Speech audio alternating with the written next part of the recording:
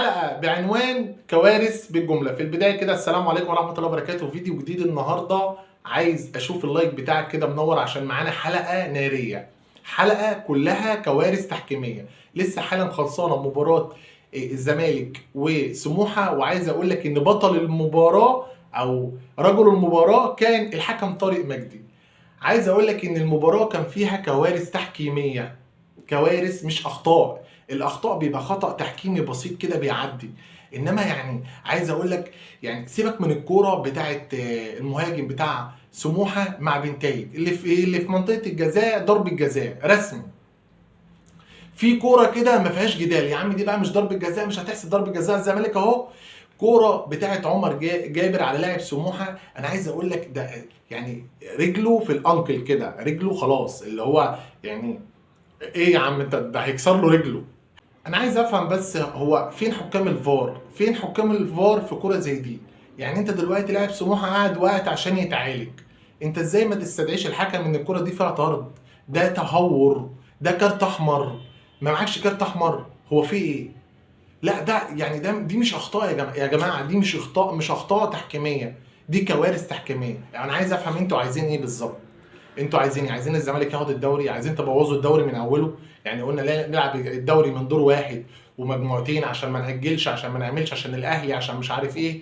طب وانت دلوقتي ما انت اللي بتبوظ الدوري بايدك اهو. ده لسه امبارح اتحاد الكره شايل لجنه الحكام ومعين لجنه جديده، يعني النهارده لسه اول يوم ليهم، يعني لسه بسم الله الرحمن الرحيم والدنيا بايظه. مفيش محمد عادل في 100 محمد عادل، في 100 محمد عادل بيحكموا في مصر. مفيش يعني، انا مش عايز اخش بقى في الامانه والنزاهه والكلام ده، بس انا عايز يعني عايز افهم يعني في اتنين، يعني واحد هنا شايف والتاني شايف، يعني انت قاعد على الفيديو بتعمل ايه؟ قاعد بتتفرج على ايه؟ انا عايز افهم، انت بتتفرج بس انت شايف حاجه فيها جدل بتروح ايه تتكلم عنها.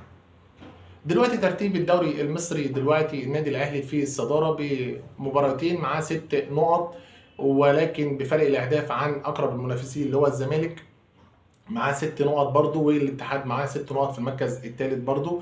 المصري معاه 3 نقط ولسه هيلعب مباراه كمان، ولكن النادي الاهلي بفرق الاهداف، لان الاهلي مسجل 6 اهداف وعليه هدفين، الزمالك مسجل 5 اهداف وعليه هدفين. الاتحاد السكندري ليه هدفين وما عليهوش حاجه، لان الاتحاد اول مباراه كسب 1-0 وثاني مباراه كسب 1-0.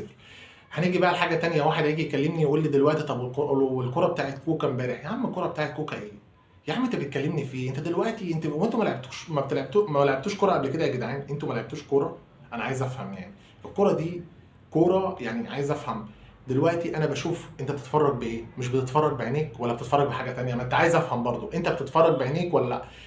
انت بتفهم كوره، بتفهم في الحالات التحكيميه، ولا بتتفرج وخلاص، ولا ايه دنيتك؟ يا عم انت، انا يعني بتكلم عن نفسي، انا بشوف الحاله قدامي وبرجع اشوف يعني اكتر حكم بثق فيه، واشوف هو قراره هيبقى مع قراري ولا لا.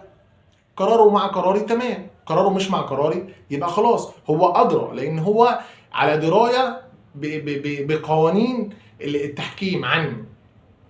امبارح خالد الغندور جاب جمال الشريف، ده حكم يعني ده حكم يعني دولي وعايز اقول لك ان هو بيحلل في اكبر قناه على المستوى الشرقي الاوسط، بين سبورت. عايز ايه اكتر من كده؟ قال لك الكوره ما فيهاش حاجه. قال له طب يبقى اشوفها وابقى اكلمك تاني في التليفون يا كابتن. ما تنساش في اخر الفيديو اللايك، عشان ده هو اللي بيخلي الفيديو ينتشر، ونشوفكم ان شاء الله في فيديو جديد، والسلام عليكم ورحمه الله وبركاته.